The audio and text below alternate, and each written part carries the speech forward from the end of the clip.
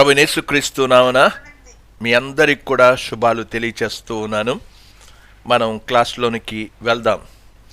ఇంతవరకు దేవుని ఈ హెర్మెనెటిక్స్, బైబిల్ స్టడీ, బైబిల్ ఎక్సిజెసిస్ అనే కోర్స్ని మనం ప్రారంభించుకున్నాం పోయిన క్లాస్లో.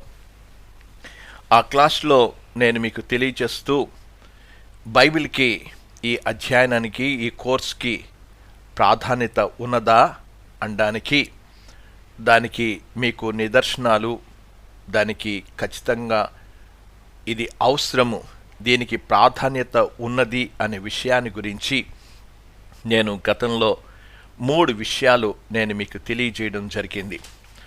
ఆ 3 విషయాల్లో మొట్టమొదటి విషయాన్ని నేను ఒకసారి మీకు జ్ఞాపకం చేస్తూ ఉన్నాను. బైబిల్ జ్ఞానాన్ని సంపాదించుకోవడం అనేది చాలా చాలా ప్రాముఖ్యము. బైబిల్ జ్ఞానము అనేది దేవునికి అత్యంత ఇష్టమైనది. బైబిల్ని మన చేతుల్లో దేవుడు పెట్టాడు. వాటిని మనం బైబిల్ని గురించిన అవగాహన లేకుండా అజ్ఞానులుగా ఉండడం అది దేవుని యొక్క ఉద్దేశం కాదు. అందుకే నేను మీకు జ్ఞాపకం చేస్తూ వచ్చాను, మైకెల్ హీజర్ అనే వ్యక్తి ignorance is not a gift of the spirit అని. ఆ యొక్క అజ్ఞానము అనేది ఆత్మ యొక్క వరము కాదు అని చెప్పాను. అజ్ఞానము అనేది ఈ రోజున బైబిల్ని గురించి అజ్ఞానంగా ఉండడం అనేది అది దేవుని యొక్క వరం కాదు. దేవుని వాక్యాన్ని తెలుసుకోవలసిన బాధ్యత మన మీద ఉంది. దేవుని వాక్యాన్ని మనం మరింత పటిష్టంగా చదివే బాధ్యత మన మీద ఉంది. ఈ విషయాలు మీరు మొట్టమొదట అర్థం చేసుకోవాలి. ఏదో టెక్స్ట్ బుక్స్ చదవడం కాదు, బైబిలే మనకు ప్రాథమికంగా ఇవ్వబడిన టెక్స్ట్ బుక్ ఇది. ఈ టెక్స్ట్ బుక్ని మనం చాలా జాగ్రత్తగా చదవాలి. అలాగ చదవకపోవడం చేత, అర్థం చేసుకోకపోవడం చేతనే అనేక మంది మోసపోతున్నారు అనేది నేను మీకు తెలియచేస్తూ వచ్చాను. గనక ఈ గ్రంథాన్ని, ఈ ప్రాముఖ్యమైన గ్రంథంలో ఏదో కలపడానికి ప్రయత్నం చేయొద్దు, తీసివేయడానికి కూడా ప్రయత్నం చేయొద్దు. బైబిల్ని బైబిల్గానే అర్థం చేసుకోవడానికి ప్రయత్నం చేయాలి. అది మొదటి ప్రాధాన్యతను గురించి మీకు తెలియచేస్తూ వచ్చాను. రెండవది మీకు తెలియచేస్తూ, అపోస్తలుల కార్యం 8వ అధ్యాయంలో 25 నుంచి 35 వరకు ఉన్న వచన భాగంలో ఒక నపుంసకుని యొక్క వృత్తాంతాన్ని గురించి చెప్పాను. ఆ నపుంసకుడు ఆ వృత్తాంతంలో కనబడుతున్న విషయం ఏంటంటే, ప్రత్యేకంగా యెషయా గ్రంథాన్ని చదువుతూ ఉన్నాడు. యెషయా గ్రంథాన్ని చదువుతున్న సమయంలో ఆ యొక్క ఫిలిప్పు అడిగిన ప్రశ్న ఏంటంటే, నువ్వు చదువుచున్నది అనే విషయాన్ని చెప్పాడు. నువ్వు గ్రహించుచున్నావా అని అడిగాడు. ఈ రోజున బైబిల్ చదువుతూ ఉన్నాం, బైబిల్ని గ్రహిస్తూ ఉన్నామా? ఎంతవరకు మనం గ్రహిస్తూ ఉన్నాం? అప్పుడు ఆ నపుంసకుడు చెప్పిన విషయం ఏంటంటే, ఒకడు త్రోవ చూపకుంటే, వాడు ఎంత చక్కగా ఒప్పుకున్నాడో చూడండి. చాలా పెద్ద ఆ యొక్క మంత్రి పదవిలో, లేకపోతే ఒక ఖజానాదారుడిగా, లేకపోతే ఆ ధనాగారం అంతటి మీద ఆ నపుంసకుడు ఒక పెద్ద స్థాయిలో ఉన్న అతడు ఎంత చక్కగా ఒప్పుకున్నాడో మనం గమనిస్తున్నాం. నాకు త్రోవ చూపకుంటే ఎలాగు గ్రహించగలను అనేది. బైబిల్ చదివినంత మాత్రంలో ఆ చదివే విధానం ఎలాగ అర్థం చేసుకోవాలో తర్వాత క్లాసెస్లో మనం గమనిస్తాం. బైబిల్ చదువుతున్నంత మాత్రంలో గ్రహించగలం అనుకుంటే అది భ్రమే అనే విషయాన్ని ఈ వృత్తాంతం ద్వారా మనకు అర్థమవుతుంది. అందుకే బైబిల్, ఈ కోర్స్ అనేది చాలా ప్రాముఖ్యము, చాలా చాలా ప్రాముఖ్యం అనే విషయాన్ని నేను మీకు రుజువుపరుస్తూ ఆ నిదర్శనాలు మీకు చూపిస్తూ ఉన్నా. 3వ నిదర్శనం చెప్పాను, అపోస్తలుల కార్యం 18వ అధ్యాయంలో 24 నుంచి 27 వరకు ఉన్న వచన భాగంలో. ఇది కూడా దైవ ప్రేరేపణ చేత రాయబడిన వృత్తాంతం ఇది. ఆ వృత్తాంతంలో ఆ యొక్క అపొల్లోను గురించి మనం చూస్తూ ఉన్నాం. అపొల్లో చాలా ఆ యొక్క విద్వాంసుడు, అతడు లేఖనములందు ప్రవీణుడై ఉండెను అని. కానీ దేవుని మార్గం పూర్తిగా అతనికి తెలీదు. ఆ విషదపరచాల్సి వచ్చింది. విషదపరిచెను అనే మాట ఉంది. అకుల్లా ప్రిస్కిల్లాలు విషదపరిచెను. Knowing knowledge, knowing true knowledge అనేది చాలా తేడా ఉంది. లేఖనాలు ఎరిగినంత మాత్రంలో లేఖనాల యొక్క సత్య జ్ఞానము కలిగి ఉన్నట్లు అర్థం కాదు. అందుచేత బైబిల్ చదవడం చాలా సులభం. బైబిల్ జ్ఞానాన్ని, బైబిల్ అంతటినీ కూడా కంఠస్థం చేయడం చాలా సులభం. వచనాలు కంఠస్థం చేయడం సులభమే కావచ్చు, కానీ బైబిల్ అంత తెలిసినంత మాత్రంలో ప్రతి వచనాన్ని కంప్యూటర్ లాగా వల్లించడం చాలామందికి వచ్చు. కానీ అది తెలుసుకున్నంత మాత్రంలో, బైబిల్ వచనాలు తెలిసినంత మాత్రంలో బైబిల్ను గురించిన సత్యం వారికి విషదమైపోయింది అనుకోవడం పొరపాటే అనేది మనకు అర్థమైంది. అందుచేతనే ఈ యొక్క కోర్సు, ఈ పఠన అనేది చాలా చాలా ప్రాముఖ్యమైనది, దీనికి ప్రాధాన్యత ఉన్నది అనే విషయాన్ని నేను మీకు రుజువుపరుస్తూ ఉన్నా. ఇవి 3 నిదర్శనాలు మనం గమనిస్తూ వచ్చాం. ఇప్పుడు 4వ దానికి మనం వెళ్దాం. తిమోతికి రాసిన మొదటి పత్రికలోనికి, 2వ పత్రికలోనికి వెళ్దాం. తిమోతికి రాసిన 2వ పత్రిక 2వ అధ్యాయము 15వ వచనాన్ని నేను చదువుతూ ఉన్నాను. చూడండి. తిమోతికి రాసిన 2వ పత్రిక, నాతో కూడా ఆ యొక్క కలిసి మీరు దయచేసి బైబిల్ని తీసి చూడాలని నేను మనవి చేస్తూ ఉన్నాను. దేవుని ఎదుట యోగ్యునుగాను, సిగ్గుపడనక్కర్లేని పనివానిగాను, సత్యవాక్యమును సరిగా ఉపదేశించువానిగాను, నిన్ను నీవే దేవునికి కనపరుచుకొనుటకు జాగ్రత్తపడుము అని అన్నాడు. ఆ వచనం అనేది పౌలు తిమోతికి రాసిన పత్రికలో తిమోతికి ఇస్తున్న ఒక ఛార్జ్ అనేది, ఒక అసైన్మెంట్ అనేది కనబడుతూ ఉంది. ఒక పని, ఒక హోంవర్క్ లా కనబడుతుంది. ఆ పనిలో ఏం చెప్పాడు? పౌలు తిమోతికి ఇచ్చిన విషయాలను అసైన్మెంట్, లేకపోతే అందుకే అన్నాడు, దేవుని ఎదుట యోగ్యునుగాను, సిగ్గుపడనక్కలేని పనివానిగాను, సత్యవాక్యమును సరిగ్గా ఉపదేశించువానిగాను, నిన్ను నీవే దేవునికి కనపరుచుకొనుటకు జాగ్రత్త పడుము అని చెప్పాడు. ఆ అసైన్మెంట్ అనేది ఇవ్వడం జరిగింది. ఇక్కడ మనం గమనిస్తూ ఉన్నప్పుడు అది తిమోతికి రాశాడండి అని అనొచ్చు. నేను 1984వ సంవత్సరంలో బైబిల్ కాలేజ్ ముగించుకున్నా. బైబిల్ కాలేజ్ ముగించుకున్న తర్వాత నాకు ఒక దగ్గరలోనే, బైబిల్ కాలేజ్కి దగ్గరలోనే ఒక ఒక ఒక వృద్ధాప్యంలో ఉన్న ఒక వ్యక్తి ఉండేవారు. ఆయన పేరేంటంటే కేశవరాయ మండపాక శర్మ. ఆయన దగ్గరికి ప్రతి బైబిల్ కాలేజ్కి దగ్గరనే ఉండేవాళ్ళం గనక ప్రతి వీలున్నంత వరకు ఆ శనివారం వాళ్ళ దగ్గరికి వెళ్ళి ఎలాగుండేవారో, ఆ వృద్ధాప్యంలో వాళ్ళు ఉన్నారు, ఎలాగుండేవారో అనే విషయాన్ని వాళ్ళని పలకరించడానికి వెళ్ళేవాడిని. అప్పుడు చెప్పాను, నా కోర్సు ఈ 3 సంవత్సరాల కోర్సు అయిపోయింది, నేను ఇక సేవకు ఈ హైదరాబాద్ పట్టణాన్ని విడిచిపెట్టి నేను వెళ్తూ ఉన్నా అని చెప్పినప్పుడు అతను బైబిల్ తీసి చదివిన విషయం ఏంటంటే, తిమోతికి రాసిన 2వ పత్రిక 2వ అధ్యాయం 15వ వచనాన్ని చదివారు. చదివి నువ్వు అలాగ నిలబడ్డానికి నువ్వు జాగ్రత్తపడు అనే విషయాన్ని గురించి, సిగ్గుపడద్దు, దేవుని వాక్యాన్ని చెప్పడంలో సిగ్గుపడద్దు, కానీ సరిగ్గా ఉపదేశించువానిగా ఉండు అని, రైట్లీ డివైడెడ్ అనే విషయాన్ని ఆయన ఇంత బైబిల్ కాలేజ్లో చదివిన ఆ మాటలన్నీ కూడా ముగించుకొని నేను ఆయన చేత ప్రార్థన చేసుకుని మరి బయలుదేరి వచ్చాను. ఆ రోజు నుంచి ఈ రోజు వరకు కూడా ప్రతిరోజు నేను చేసుకున్న ప్రార్థనలో ఇది ప్రార్థన. దేవుని ఎదుట సరిగ్గా ఉపదేశించాలి. ఇది కేవలం అనుకోవచ్చును, ఆ రోజు తిమోతికి ఇచ్చిన అసైన్మెంట్ అనుకోవచ్చు.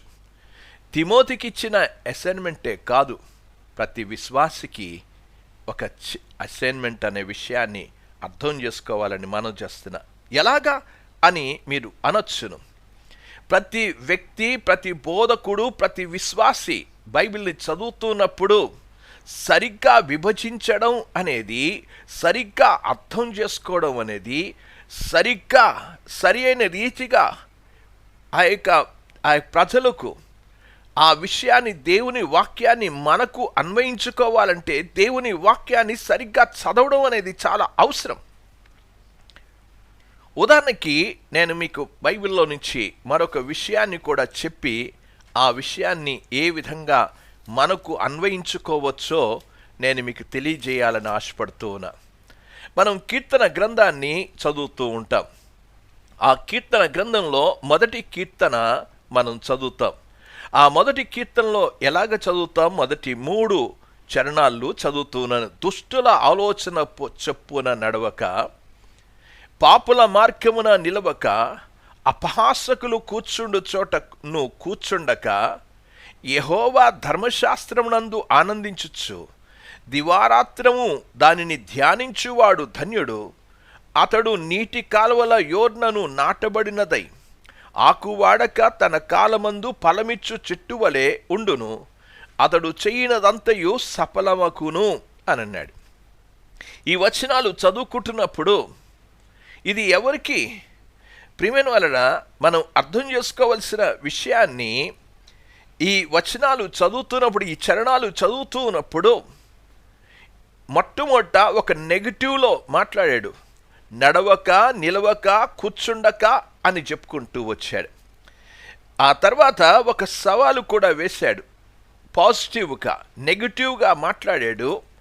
నడవక, నిలవక, కూర్చుండక ఏం చేయాలి అనంటే కింద వచనం, ఆ చరణం చెప్పాడు. 2వ చరణంలో యెహోవా ధర్మశాస్త్రమునందు ఆనందించుచు అని అన్నాడు. ఏం చేయాలో చెప్పాడు. అలాగ ఆనందిస్తూ ఉండాలి అనే విషయాన్ని, అంటే దీన్ని బట్టి మనం అర్థం చేసుకోవాల్సిన విషయం ఏంటంటే, మనం ధ్యానం చేయడం అది మనకి ఇవ్వబడిన విషయం. అక్కడ చెప్పాడు ధ్యానించువాడు అని అన్నాడు. ఇది నాకు కాదు అని అనుకుంటావా నువ్వు? కాదు, ఇది నాకు కూడా.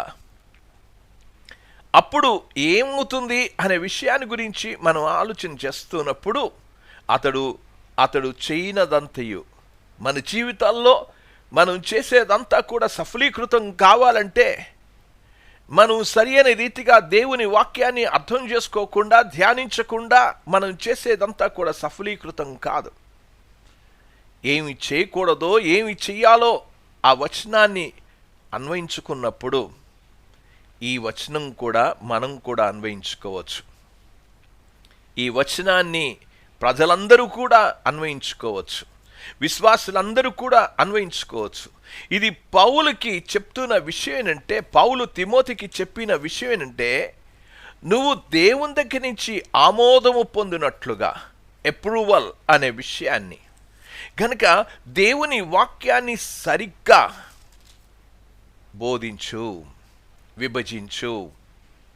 రైట్లీ హ్యాండిల్ అనేది, సరి అయిన రీతిగా దేవుని వాక్యాన్ని హ్యాండిల్ చేయడం నేర్చుకో.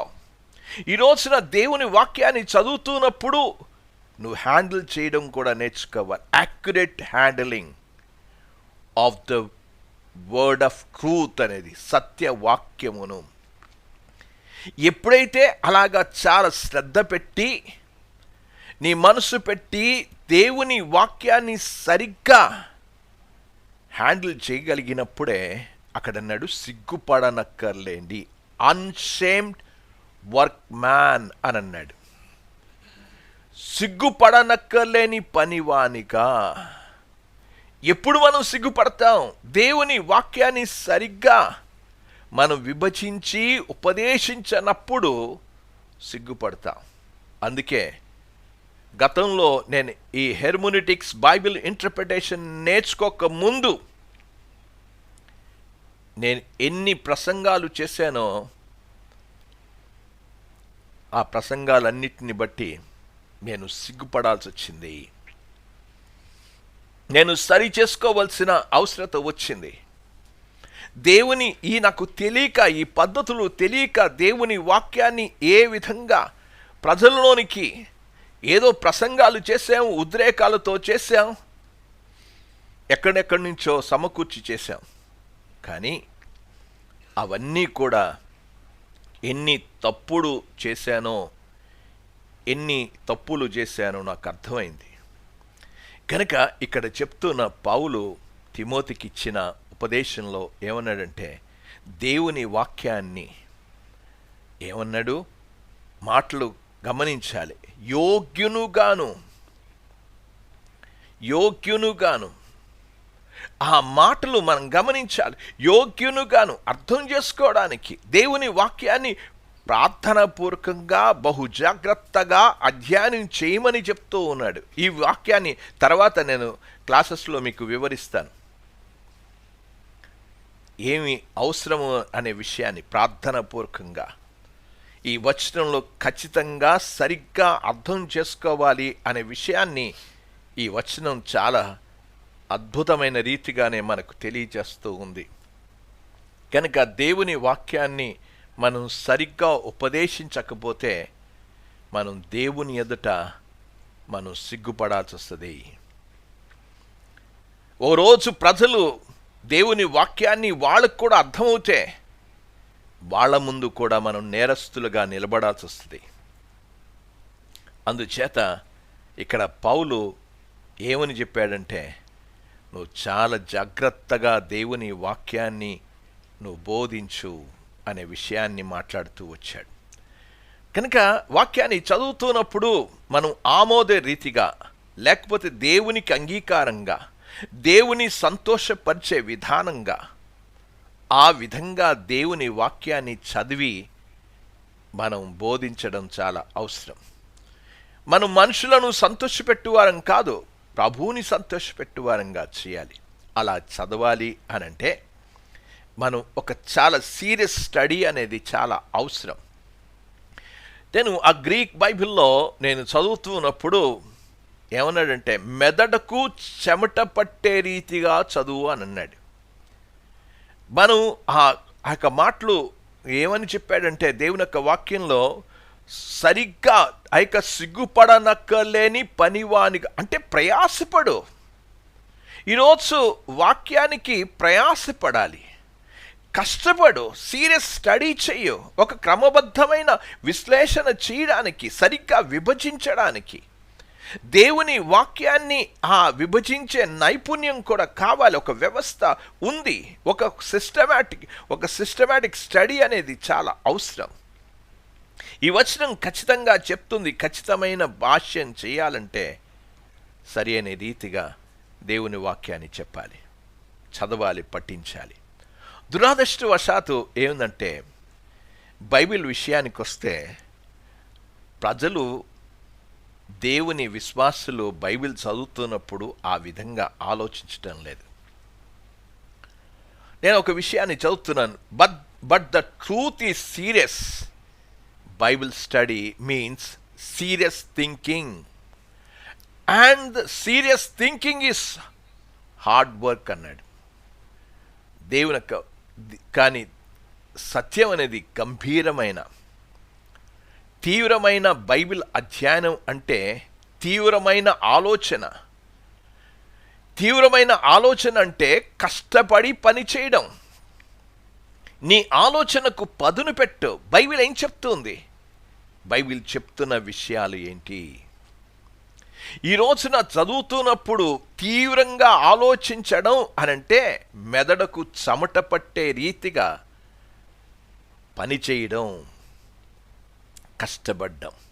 అందుకే ఇక్కడ చెప్పాడు, దేవుని యొక్క వాక్యంలో ఎంత ప్రాముఖ్యత ఉందో ఈ నిదర్శనం ద్వారా మనకు అర్థమవుతుంది. దేవుని ఎదుట యోగ్యునుగాను, సిగ్గుపడనక్కర్లేని పనివానిగాను, సత్యవాక్యాన్ని సరిగ్గా ఉపదేశించువానుగాను, నిన్ను నీవే దేవునికి కనపరుచుకొనుటకు జాగ్రత్త పడుము అనంటే ఈ స్టడీ ఎంత ప్రాముఖ్యమో నీకు అర్థమవుతుండొచ్చు. కనుక దేవుని వాక్యాన్ని సరిగ్గా విభజించడం, ఎలాగ విభజించడం అనేది తర్వాత క్లాసెస్లో మనం చూస్తాం. ఇది ప్రాధాన్యతను గురించి మాట్లాడుతున్నాను. ఇది చాలా చాలా అవసరం. 5వ నిదర్శనానికి మనం వెళ్దాం. 5వ నిదర్శనం బైబిల్లో నుంచి చదువుతూ ఉన్న హెబ్రీలకు రాసిన పత్రికలోనికి వెళ్దాం. హెబ్రీలకు రాసిన పత్రిక 10వ అధ్యాయం 7వ వచనంలో అవి యేసు ప్రభుని ఉద్దేశించి చెప్పబడిన మాటలవి. 10వ అధ్యాయానికి వద్దాం. 7వ వచనంలో చదువుతున్నాను. అప్పుడు నేను గ్రంథపు చుట్టలో నన్ను కూర్చి వ్రాయబడిన ప్రకారము దేవా నీ చిత్తము నెరవేర్చుటకు ఇదిగో నేను వచ్చి ఉన్నానని అంటిని అన్నాడు. ఈ వచనం ఏమన్నాడు? అప్పుడు గ్రంథపు చుట్టలో అని అన్నాడు. అంటే బైబిల్లో, అంటే బైబిల్ రాయబడిన ఒక చుట్ట, రాయబడిన గ్రంథము అనేది కనబడుతుంది. వ్రాతపూర్వకమైన గ్రంథము ఉన్నట్లుగా చూస్తున్నాం. ఆ రాతపూర్వకమైన గ్రంథంలో ఎవరి గురించి ఉందంట? నన్ను కూర్చి అనండి, యేసు ప్రభుని గురించి ఉందది. అంటే బైబిల్ ఒక గ్రంథము, బైబిల్ ఒకటి రాయబడిన పుస్తకము. బైబిల్ ఎవరి గురించి ఉంది? నన్ను గూర్చి, క్రీస్తుని గురించి ఉంది. బైబిల్ క్రీస్తుని గురించి చెప్తూ ఉంది. క్రీస్తుని గురించి చెప్పడం మాత్రమే కాదు, దేవా నీ చిత్తము నెరవేర్చుటకు ఒక చిత్తము కూడా ఉంది. బైబిల్ నందు దేవుని చిత్తం ఉంది. అది తెలుసుకోవలసిన జ్ఞానము మనకుంది. మనం తెలుసుకోవాలి ఆ విషయాన్ని గురించి. గ్రంథపు చుట్టలో నన్ను కూర్చి, యేసు, నువ్వు గ్రంథమే చదవకపోతే, బైబిలే చదవకపోతే, బైబిలే అర్థం చేసుకోకపోతే ఆయన గురించి నీకేం అవగాహన అవుతుంది? బైబిలే మనం అర్థం చేసుకోకపోతే ఆయన చిత్తం ఏంటో ఏం అర్థం అవుతుంది? బైబిల్ ఒక పుస్తకం, బైబిల్ ఒక గ్రంథం. ఆ బైబిల్ లిఖితపూర్వకమైన గ్రంథం. అది నీ చేతిలో ఉంది. కనుక నీ చేతిలో ఉన్న బైబిల్ని అధ్యయనం చేయాలి, మన జీవితాలకు అన్వయించుకోవాలి. అందుకే అక్కడ చెప్పుకుంటూ వచ్చు, అన్వయించుకున్నాడు. అది అన్వయించుకోవడం ఎలాగా? నన్ను గూర్చి అని రాయబడి, అంటే ఏ విధంగా ఈ యొక్క గ్రంథంలో రాయబడిన విషయాలు యేసు ప్రభుకి అన్వయించగలం, ఏ విధంగా అన్వయించగలం, ఎలాగ భాష్యం చేయాలి? దీన్ని బట్టి అర్థమయ్యేది ఏంటంటే ఈ పఠనకు చాలా చాలా ప్రాధాన్యత ఉంది అనే విషయాన్ని అర్థమవుతుంది. కాబట్టి చర్చిలో ఇటువంటి అధ్యయనానికి న్యాయబద్ధమైన ప్రాధాన్యత ఉందని నేను చెప్పడం ఖచ్చితంగా చెప్పాల్సిన అవసరత ఉంది. కనుక అందుకే ఇది చాలా చాలా అవసరమనే చెప్తూ ఉన్నాను. ఇది 5వ నిదర్శనం. నువ్వు యేసు ప్రభువుని గురించి తెలుసుకోవాలంటే బైబిల్ని అధ్యయనం చేయడం చాలా ప్రాముఖ్యము, అర్థం చేసుకోవడం చాలా ప్రాముఖ్యం అనేది నేను మీకు తెలియజేస్తున్నాను. అది 5వ నిదర్శనం. యేసు ప్రభు చెప్పిన మాటలవి. ఆయన అర్థం చేసుకోవాలంటే బైబిల్ని చదువు, బైబిల్ని అర్థం చేసుకో. 6వ నిదర్శనం ఏంటి అనంటే పాత నిబంధనలోనికి మనం వెళ్దాం. ఈ పాత నిబంధనలో నెహెమ్యా గ్రంథంలోనికి వెళ్దాం. అక్కడ కూడా పాత నిబంధనలో దైవ ప్రేరేపించబడి రాయబడిన దైవావేశం వలన కలిగిన లేఖన భాగం అది. నెహెమ్యా గ్రంథము 8వ అధ్యాయం మొదటి 9 వచనాలు మనం చదువుకోవాలి. ఆ వచనాలన్నీ కూడా నేను చదవడం లేదు, కానీ ఆ వచనాల్లో ఉన్న కొన్ని విషయాలు మీ ముందు ఉంచాలని నేను ఆశపడుతూ ఉన్నాను. వారందరూ కూడా నీటి గుమ్మము ఎదుట ఒక మైదానం దగ్గర నిలబడినట్లుగా చూస్తూ ఉన్నాం. అది 8వ అధ్యాయం 1వ వచనంలో కనబడుతూ ఉంది. వారందరూ కూడా అక్కడ కూడుకున్నారంట. వారందరూ కూడుకున్నప్పుడు ఇశ్రాయేలు ప్రజలందరూ కూడా కూడుకున్నారు. 2వ వచనంలో ఆ మాటలు మనం చదువుతున్నాం. యాజకుడైన ఎజ్రా 7వ మాసం మొదటి దినమున చదవబడు దాన్ని గ్రహింప శక్తి గల స్త్రీ పురుషులు కలిసి వారు గ్రహింపగల దేవుని వాక్యాన్ని గ్రహించడానికి వాళ్ళందరినీ కూడా అక్కడికి తీసుకొచ్చినట్లుగా చూస్తూ ఉన్నాం. వాళ్ళు ఆ స్థలానికి వచ్చినప్పుడు వారందరూ కూడా ధర్మశాస్త్ర గ్రంథాన్ని తీసుకొచ్చారు. 3వ వచనంలో ఉదయం మొదలుకొని మధ్యాహ్నం వరకు వారందరూ కూడా దేవుని వాక్యాన్ని వినిపించడం ప్రారంభించారు.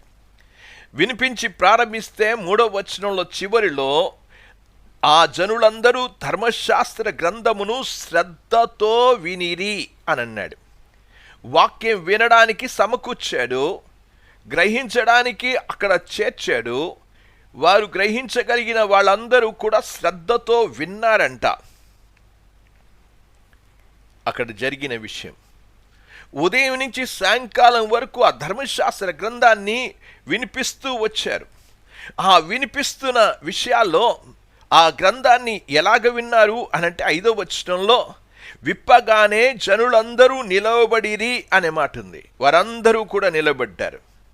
ఆ నిలబడిన వ్యక్తి 6వ వచనంలో ఎజ్రా మహాదేవుడిని యెహోవాను స్తుతింపగా జనులందరూ తమ చేతులెత్తి ఆమెన్ ఆమెన్ అని పలుకుచు నేలకు ముఖములు వంచుకొని యెహోవాకు నమస్కారము చేసిరి.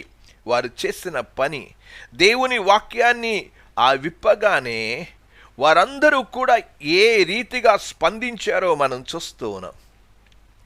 ఇక వారు స్పందించారు, బానే ఉంది.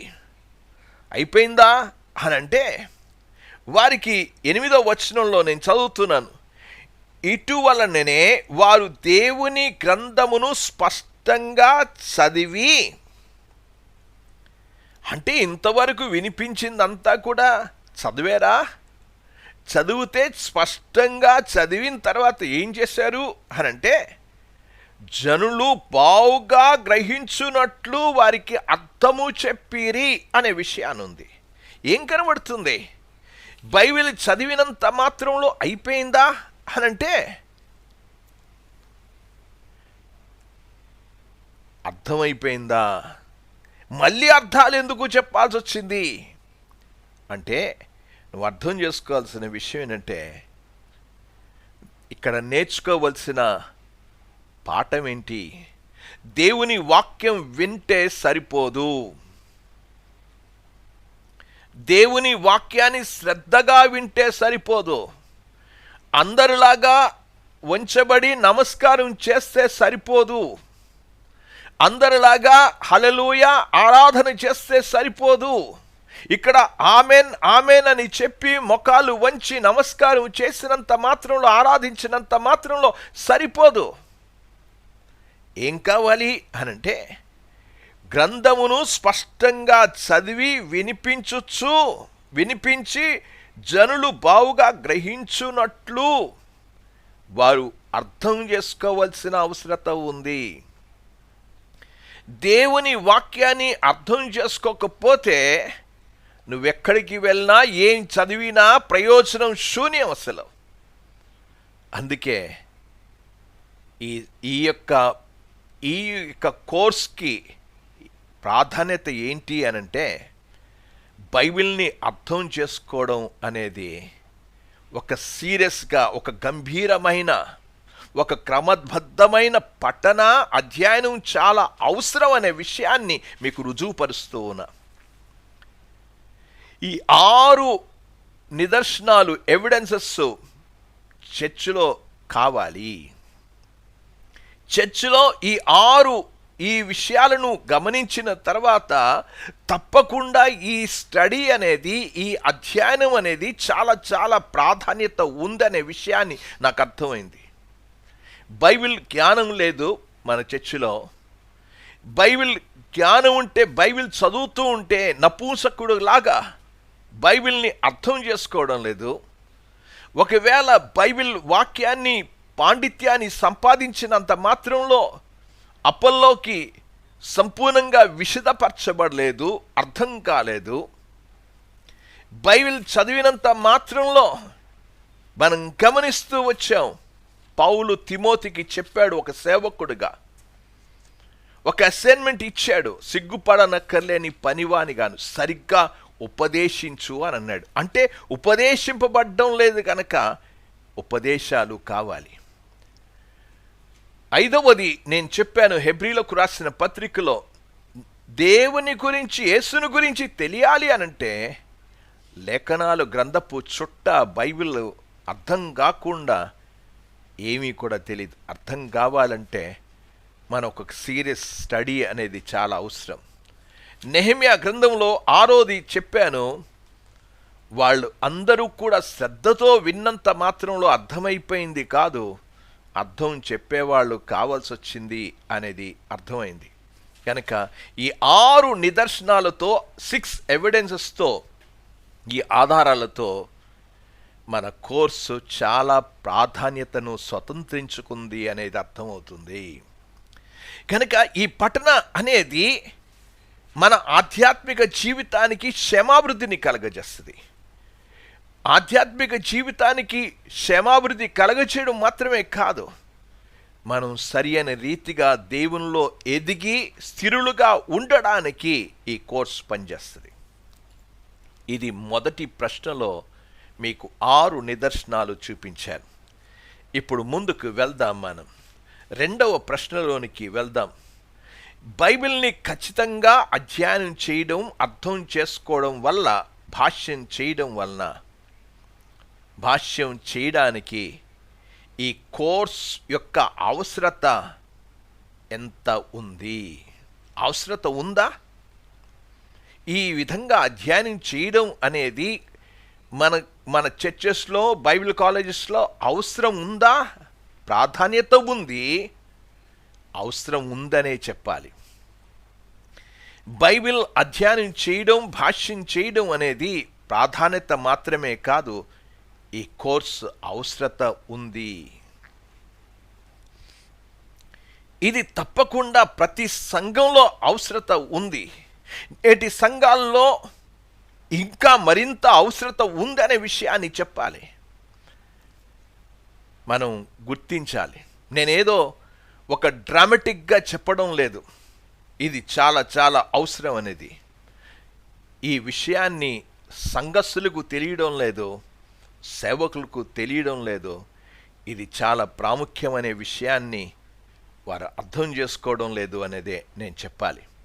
చాలామంది బైబిల్ని భాష్యం చేయడం తెలీదు, ఎలా చెయ్యాలో వారికి తెలియడం లేదు. దేవుని యొక్క వాక్యంలోనికి మనం వెళ్దాం. నేను ఇదంతా కూడా ఉపద్ఘాతం చెప్పిన తర్వాత ఈ అవసరత ఉంది అని చెప్పడానికి కారణాలు చెప్తాను మీకు. ఆ కారణాల్లో 6 కారణాలను మీకు వివరించబోతూ ఉన్నాను. మొట్టమొదట దేవుని వాక్యం ఎంత ప్రాముఖ్యము అనే విషయాన్ని మీరు అర్థం చేసుకోవాలి. నాతో కూడా కలిసి తీసి చూడండి బైబిల్ని. 138వ కీర్తనలోనికి, ఆ యొక్క మాటలోనికి వెళ్దాం. 138వ కీర్తనలోనికి వెళ్దాం. మీ బైబిల్ తీసుకుని అండర్లైన్ చేయండి. అది ఆ మాటలు మీరు అండర్లైన్ చేయాలని నేను మనవి చేస్తూ ఉన్నాను. ఏమన్నాడు? నీ పరిశుద్ధ ఆలయము తట్టు నేను నమస్కారము చేయుచున్నాను. ఇప్పుడు అండర్లైన్ చేయండి. నీ నామమంతటి కంటే నీవిచ్చిన వాక్యమును నీవు గొప్ప చేసి ఉన్నావు. ఏంటి గొప్ప చేశావు? నీ నామమంతటి కంటే, ఆ మాటలు చూడండి. నీ నామమంతటి కంటే నీవిచ్చిన వాక్యమును నీవు గొప్ప చేసి, అంటే దేవుని వాక్యాన్ని ఎంత గొప్ప చేశాడు. ఈ రోజున బైబిల్ని చదువుతున్నప్పుడు దేవుని వాక్యము ఆయన నామం అంతటి కంటే గొప్పదని ఎంతమంది ఎంచుతున్నారు? ఎంతమంది తలస్తూ ఉన్నారు? ఎంతమందికి ఈ ఆలోచన ఉంది? నేను ఖచ్చితంగా చెప్పాలి అనంటే, వాక్యాన్ని గురించిన దేవుని నామం అంతటి కంటే గొప్పది వాక్యం అనే ఆలోచన చాలా చాలా మందికి లేదనే చెప్పాలి.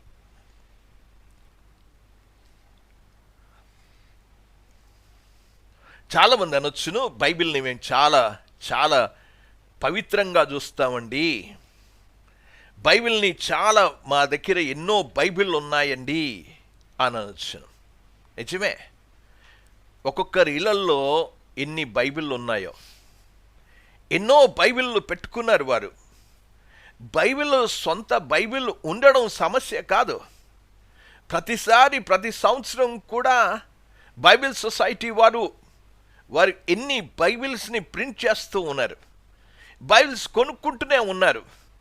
చాలామంది దగ్గరికి, చాలామంది విశ్వాసుల దగ్గర 2, 3, 4, నా దగ్గరైతే అన్ని రకాల అన్ని తర్జుమాల్లో ఉన్న ఆ యొక్క పబ్లిషర్స్ ఉన్నాయి. స్కోఫీల్డ్ బైబిల్, డేక్స్ బైబిల్ అని, కింగ్ జేమ్స్ వర్షన్ అని, NIV అని, ఇలాగ న్యూ కింగ్ జేమ్స్ వర్షన్ అని, న్యూ అమెరికన్ స్టాండర్డ్ వర్షన్ అని, ఆ యొక్క జెరూసలేం బైబిల్ అని, న్యూ ఇంగ్లీష్ బైబిల్ అని, ఆ యొక్క గుడ్ న్యూస్ బైబిల్ అని ఎన్నో ఉన్నాయి. హీబ్రూ బైబిల్, గ్రీక్ బైబిల్, ఇవన్నీ కూడా ఉన్నాయి. బైబిల్ ఉన్నాయి. బైబిల్ ఎన్ని ఉంటే ప్రయోజనం ఏంటి? దాన్ని అధ్యయనం చేసి సరిగ్గా అర్థం చేసుకోనప్పుడు, సరి అయిన రీతిగా భాష్యం చేయనప్పుడు ఎన్ని బైబిల్ ఉంటే ప్రయోజనం ఏంటి? బైబిల్ ఉండడం ప్రయోజనం కాదు, నేను దాన్ని తప్పు పట్టడం లేదు. కానీ బైబిల్ని అర్థం చేసుకోవడమే చాలా చాలా ప్రాముఖ్యమనే విషయాన్ని నేను మీకు తెలియజేస్తూ ఉన్నా. నా దగ్గర ఒక పుస్తకం ఉంది. ఆ పుస్తకం ఏంటంటే బేసిక్ బైబిల్ ఇంటర్ప్రిటేషన్ అనేది డాక్టర్ రాయ్ సాక్స్ అనే వ్యక్తి రాసిన పుస్తకం. నేను మొట్టమొదట ఈ కోర్సు కొడైకెనాల్లో విన్న తర్వాత దాని మీద ఎక్కువగా స్టడీ చేయాలని ఉద్దేశంతో డాక్టర్ ఆ మాటలు బేసిక్ బైబిల్ ఇంటర్ప్రిటేషన్ అనే పుస్తకాన్ని వెతికి కొనుక్కున్నాను. ఆ పుస్తకం, ఆ పుస్తకంలో మొట్టమొదట ముందు మాట రాశాడు ఒక ఆయన, డాక్టర్ డొనాల్డ్ కే క్యాంప్బెల్ అనే వ్యక్తి రాసిన మాటలు ముందు మాటగా రాశాడు. అతడు రాసిన మాటల్లో ఇలాగ రాశాడు. అతను చాలా ముఖ్యమైన పరిశీలన చేశాడు. ఈ బేసిక్ బైబిల్ ఇంటర్ప్రిటేషన్కి రాసిన ముందు మాట మీరు బాగా అర్థం చేసుకోవాలని మనం చేస్తున్నా. బైబిల్ ప్రపంచంలోనే అత్యంత దుర్వినియోగము చేయబడిన పుస్తకము కావచ్చు అని అన్నాడు. అతను ఇంగ్లీష్లో చెప్పిన మాటను కూడా మీకు చెప్తూ ఉన్నాను. The Bible may well be the most abused book in the world అని అందులో రాశాడు. అంటే బైబిల్ అత్యధికంగా దుర్వినియోగము చేయబడిన పుస్తకం ఇది. అతడు చెప్పింది ముమ్మాటికి సత్యం కూడా. బైబిల్ ఒక్కటే ఇన్ని డినామినేషన్లు, ఇన్ని తెగలు, ఇన్ని మత విశ్వాసాలు, ఇన్ని ఆ యొక్క దుర్బోధలు, అందరూ అదే బైబిల్. అందుకే చెప్పాడు బైబిల్ ప్రపంచంలోనే అత్యంతంగా దుర్వినియోగము చేయబడిన పుస్తకము కావచ్చు అని అన్నాడు. అన్నిటికంటే బైబిలే ఎక్కువగా, నేను అంతకుముందు చెప్పాను, బైబిల్ ఖూనీ చేయబడింది, అందుకే ఇది చాలా ప్రాముఖ్యం చదవాలి అని చెప్పాను. ఇప్పుడేమంటున్నానంటే బైబిల్ అన్నిటికంటే అపహాస్య పాలైంది, దుర్వినియోగం చేశారు. ఆ మాటలు మనం చదువుతున్నప్పుడు అతడు చెప్పిన మాట ఖచ్చితం. ఆ మాట ఖచ్చితం అనేది అర్థం చేసుకోవాలి. ఏమన్నాడంటే ప్రజలు విభిన్నమైన విశ్వాసాలకు మద్దతు ఇవ్వడానికి బైబిల్నే ఉపయోగించుకున్నారు.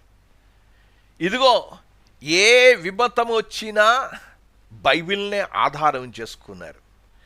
ఏ డినామినేషన్ వచ్చినా బైబిల్నే ఆధారం చేసుకున్నారు.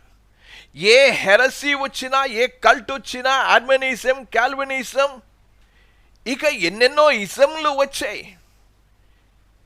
అవన్నీ కూడా, ఇజంలన్నీ కూడా ఆధారం బైబిల్నే ఆధారం చేసుకున్నారు.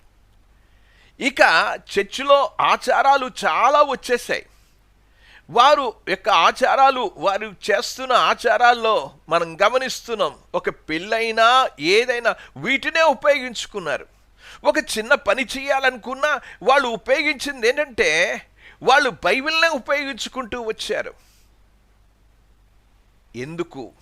అందుకే చెప్పాను, విమతం బోధించినా, హెరసీ వచ్చినా, కల్ట్ వచ్చినా, ఆచారం వచ్చినా, డినామినేషన్ వచ్చినా,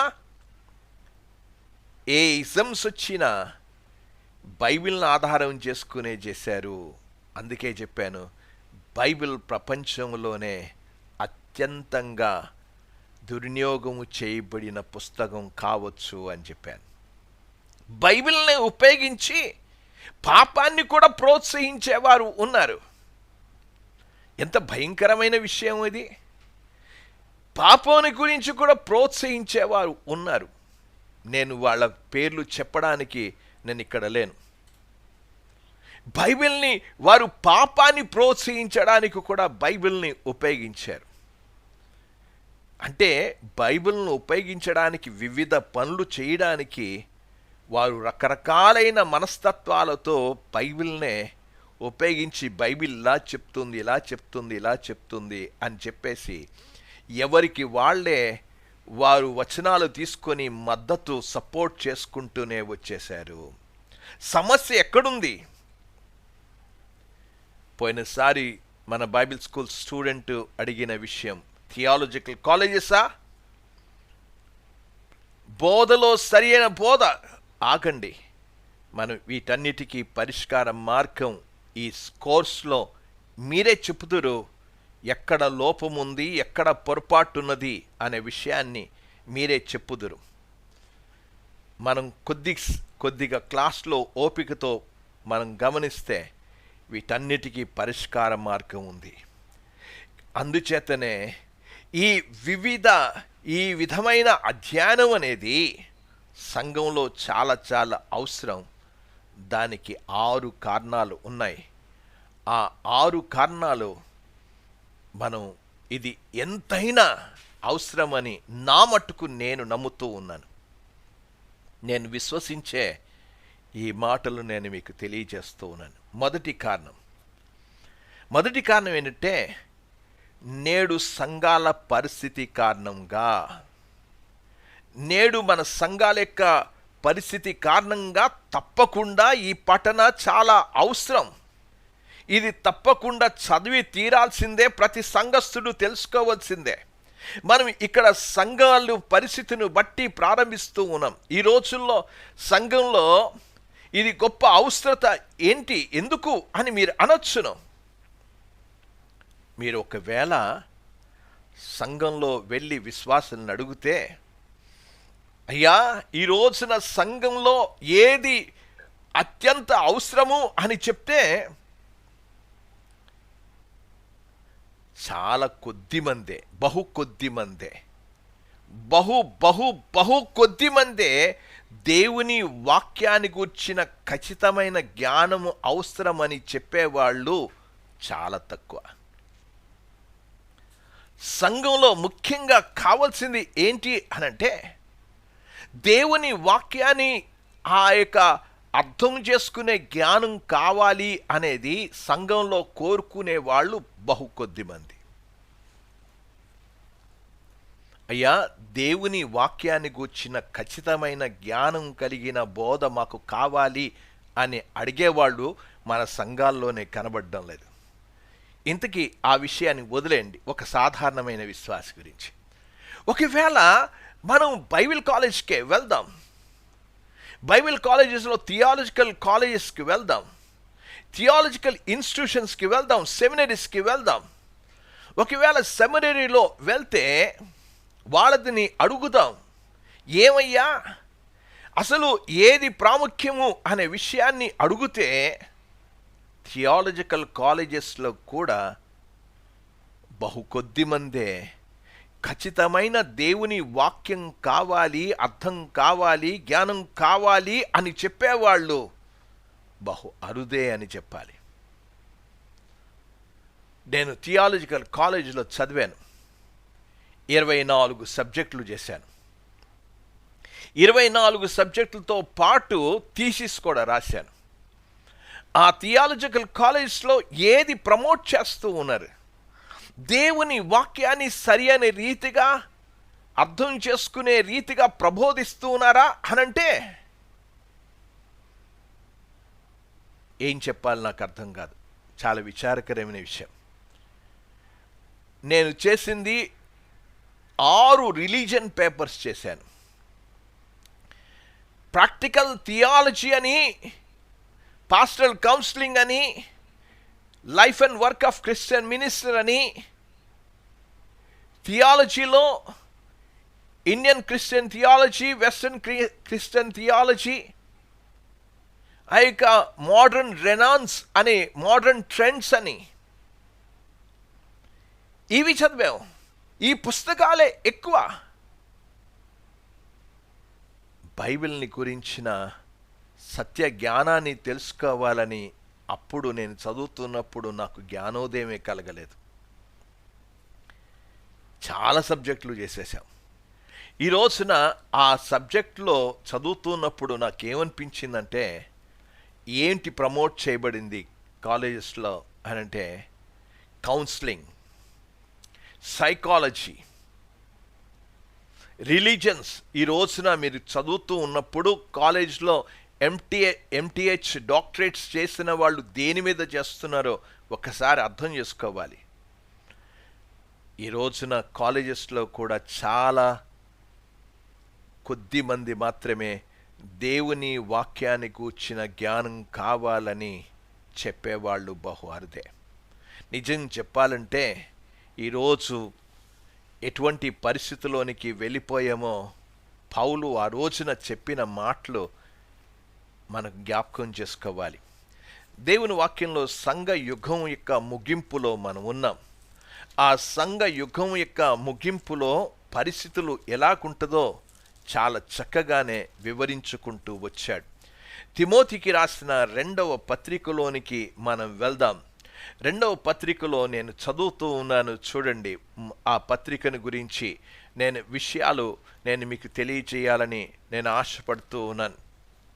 ఏమైపోయింది అనంటే 3వ వచనంలో, ఎందుకనగా జనులు హితబోధను సహింపక, ఏ బోధ వద్దు వారికి, అక్కడ చెప్పాడు ఆరోగ్యకరమైన బోధలు వద్దు. ఈ రోజున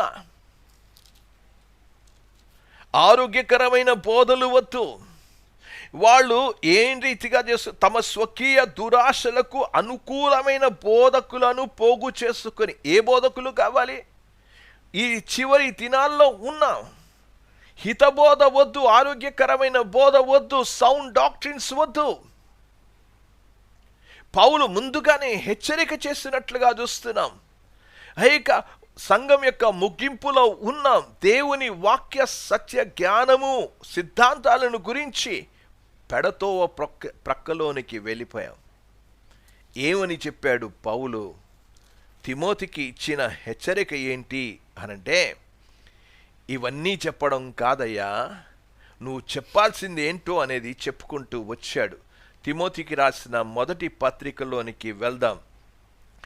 4వ అధ్యాయం 13వ వచనానికి వెళ్దాం. నేను వచ్చు వరకు చదువుట యందు, హెచ్చరించట యందు, బోధించట యందు జాగ్రత్తగా ఉండుము అని చెప్పాడు. ఏం చెప్పాడు? దేవుని యొక్క వాక్యంలో మనం చూస్తున్నాం. దేని మీద కేంద్రీకరించాలి? ఈ రోజున చర్చిలో ఏ బోధను కేంద్రీకరించాలి, ఫోకస్ చేయాలి అనంటే, చదువుట యందును, హెచ్చరించుట యందును, బోధించుట. ఏం చెప్పమన్నాడు? దేవుని వాక్యాన్ని చెప్పు. దేవుని వాక్యాన్ని చెప్పు. ఈ రోజున సంఘాలు దేవుని వాక్యం మీద కేంద్రీకృతం చేయకుండా, ఫోకస్ చేయకుండా ఈరోజు చర్చ్ కోల్పోయింది. నిజానికి చాలా సంఘాలు వేరే వేరే దిశల్లోనికి వెళ్ళిపోయి ప్రయాణం చేసేసారు.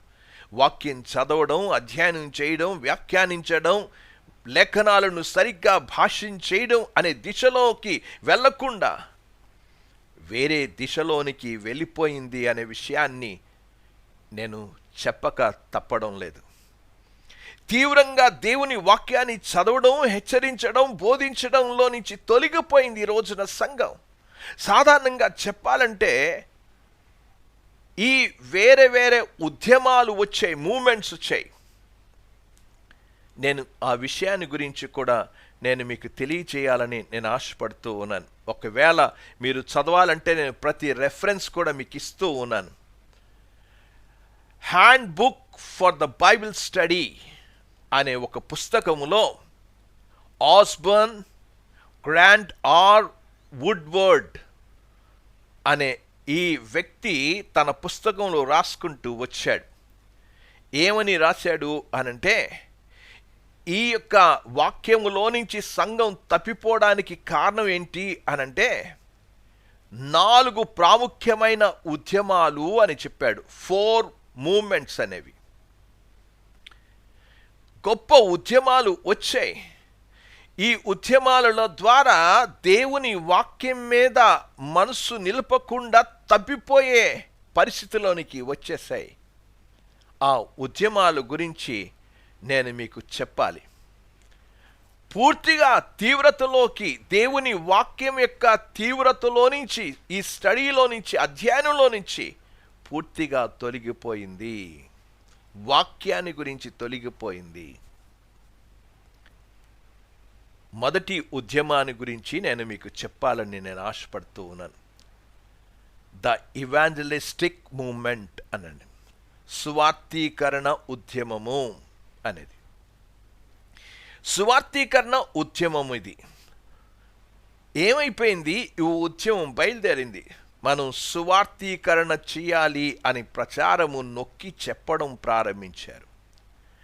బైబిల్లో ఉన్న ఆ సూచనలు, ఇన్స్ట్రక్షన్స్, సిద్ధాంతాలు అన్నీ కూడా విస్మరించేశారు. మనం మందను సరిగ్గా పోషించాలి అనేది పోయింది. వారు నిర్లక్ష్యం చేయడం ప్రారంభించారు. వాళ్ళు చెప్పిందంటే సువార్తీకరణ చేయాలి, సువార్తీకరణ చేయాలి, ప్రతి స్థలంలో దేవుని సువార్త ఇంటింట ప్రకటింపబడాలి, ఊరూరు ప్రకటింపబడాలి, దేశ దేశాలు ప్రకటింపబడాలి. సువార్తీకరణ ప్రారంభించారు. ఈ సువార్తీకరణ ఉద్యమంలో చెప్పిన మాటలు ఏంటంటే, యేసుక్రీస్తునందు విశ్వాసం ఉంచండి, మీరు రక్షింపబడతారు.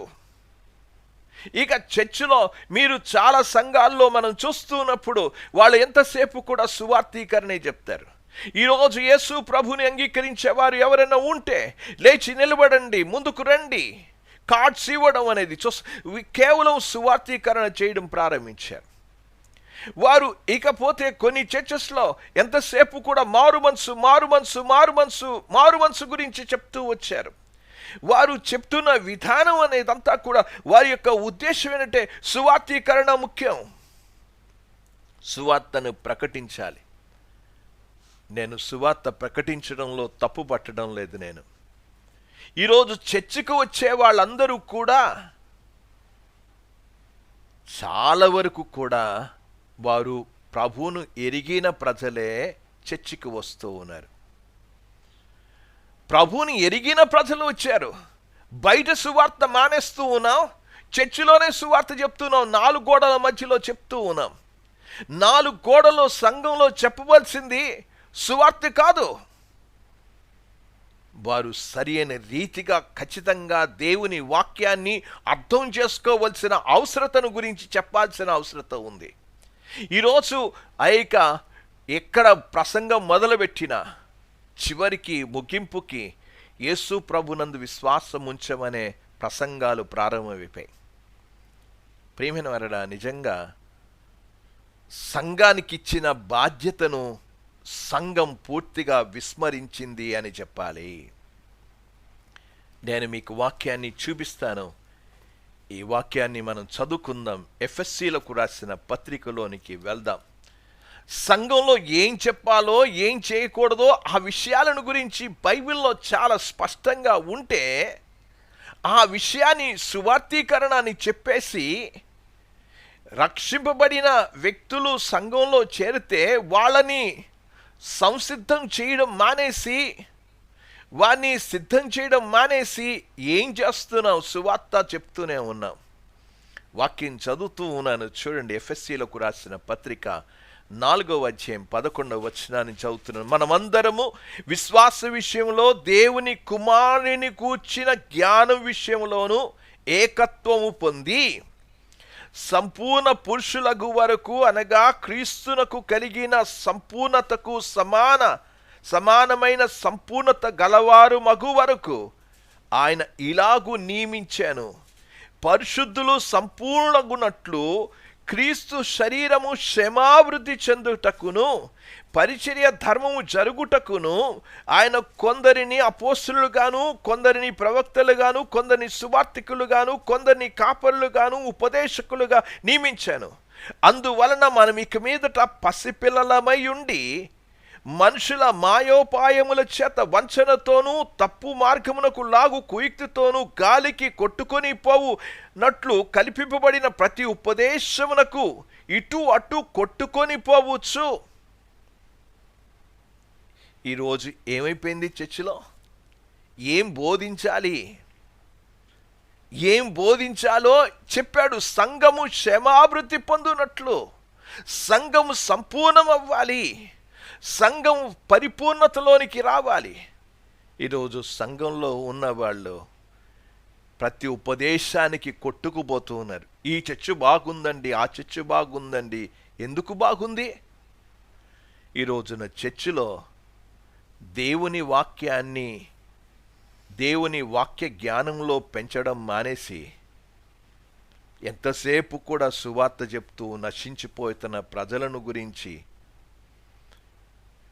సువార్త ఉద్యమం వలన దేవుని వాక్యం యొక్క అసలైన అర్థం పూర్తిగా సంఘం కోల్పోయింది. ప్రాథమిక బాధ్యత ఏంటి అంటే మందను పోషించడమే, మందకు బోధ చేయడమే. ఇది చర్చిలో ఉన్న వాళ్ళని, మందను సరి అయిన రీతిగా వాక్యము చేత పోషించవలసిన బాధ్యతను సంఘం పూర్తిగా విస్మరించేసింది. అందుకే సంఘంలో ఉన్నవాళ్ళు ప్రతి సిద్ధాంతానికి కొట్టుకుపోతూనే ఉన్నారు, తొలగిపోతూనే ఉన్నారు. సంఘం వాక్యంలో నుంచి తొలగిపోయింది. ప్రియమైన వారడా, సంఘం వాక్యంలో నుండి తొలగిపోకుండా, డ్రిఫ్ట్ అయిపోకుండా ఖచ్చితమైన లేఖన బోధన చర్చిలో అవసరం. ఈరోజు చర్చ్ పూర్తిగా విస్మరించేసింది. ఇది మొదటి ఉద్యమం గురించి నేను మాట్లాడుతూ వచ్చాను. ఈ రోజున ప్రియమైన వారడా, ఒక్కసారి కూర్చుని ఆలోచించు. ఎందుకు దేవుని వాక్యము బోధ పూర్తిగా తొలగిపోయిందో మొదటి ఉద్యమాన్ని గురించి మాట్లాడుతూ వచ్చాను. ఇక తగిన 3 ఉద్యమాలను గురించి ప్రభు చిత్తమైతే ఆదివార సమయంలో వాటిని గురించి ఆలోచన చేద్దాం. తప్పనిసరిగా వినండి, క్లాస్కి అటెండ్ అవ్వండి, మనుషులను ప్రోత్సహించండి.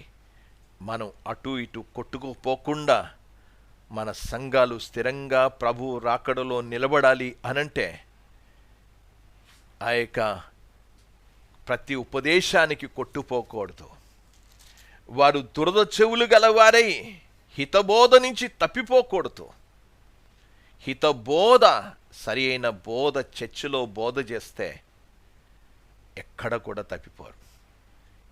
కూడా తప్పిపోకుండా ఆ యొక్క సంఘమే సరిగ్గా లేనప్పుడు, సంఘమే సరి అయిన రీతిగా వాక్యాన్ని అర్థం చేసుకోలేనప్పుడు యూట్యూబ్లో చూస్తూ ఉన్నాం ఎంతెంతమంది విశ్వాసుల మీద దాడి చేస్తుంటే ఒక్కరు కూడా సరి అయిన సమాధానం చెప్పలేని పరిస్థితిలోకి వచ్చేసాం. నువ్వు ఈ కోర్స్ని చదివితే ప్రతి నోరుని మూయించగలవు, ప్రతి వ్యక్తిని, నీ సంఘంలో ఉన్న ప్రతి వ్యక్తిని నువ్వు కాపాడుకోగలవు. ఇదే నువ్వు తెలుసుకోకపోతే, అందుకే చెప్పాడు పౌలు తిమోతికి చెప్తూ, నీ బోధను వినువారిని నువ్వు రక్షించుకుందు అని చెప్పాడు. నీ బోధను గురించి, నీ బోధన గురించి జాగ్రత్తగా ఉండము, వీటిలో నిలకడగా ఉండము.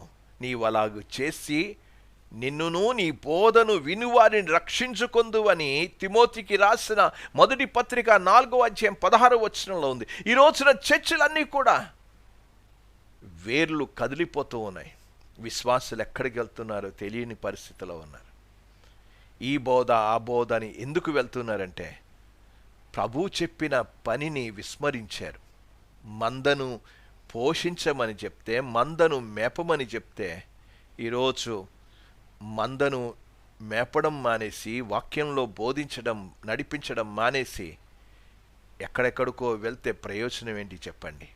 ఈ రోజున ప్రియమైన వారలా, దేవుని వాక్యాన్ని విడిచి తిరగకుండా ఉండాలంటే, మన సంఘం స్థిరంగా నిలబడాలంటే ఈ వాక్య పఠన, ఈ కోర్సు చాలా చాలా అవసరం అనే విషయాన్ని నేను మీకు మనవి చేస్తున్నాను, తెలియచేస్తున్నాను. దేవుడు ఈ క్లాస్ని దీవించునుగాక. ప్రార్థన చేసుకుందాం. ప్రేమగల తండ్రి, మీకు వందనాలు, స్తోత్రాలు చెల్లిస్తూ ఉన్నాం నాయన. మేము ఉద్యమాల గురించి, ఒక్కొక్క ఉద్యమము ప్రభువా దేవుని వాక్యానికి దూరం చేసేసింది. దేవుని వాక్యం యొక్క క్షమాభివృద్ధి నుంచి, సంపూర్ణతలో నుంచి మమ్మల్ని దూరం చేసి, పిల్లల్లాగా ప్రతిదీ నమ్మేసి కొట్టుకుపోయే పరిస్థితి మా సంఘాల్లో ఏర్పడింది.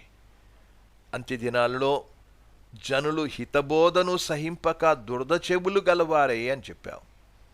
ఆ మాటలు ఇంకా మేము పట్టించాల్సింది, చూడాల్సింది, చదవాల్సింది.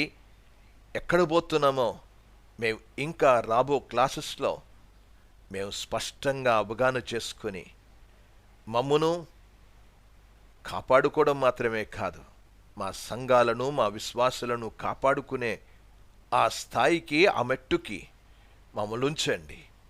ఈ లోకంలో సరి అయిన రీతిగా బైబిల్కి ప్రతి విషయాన్ని సరి అయిన అవగాహన చేసుకొని, హేతు అడిగే ప్రతి వ్యక్తికి సరి అయిన జవాబు చెప్పడానికి మమ్మల్ని సంసిద్ధం చేయమని, ఈ తరగతిలో చేరిన ప్రతి బిడ్డను కూడా మీరు దీవించమని, ఆసక్తిని పెంచండి. వాక్యాన్ని చదవాలని, అధ్యయనం చేయాలనే ఆసక్తిని వారికి ఇంకా ఎక్కువగా పెంపార చేయమని యేసు నామమున ప్రార్థించి వేడుకుంటున్నాము తండ్రి. ఆమేన్, ఆమేన్.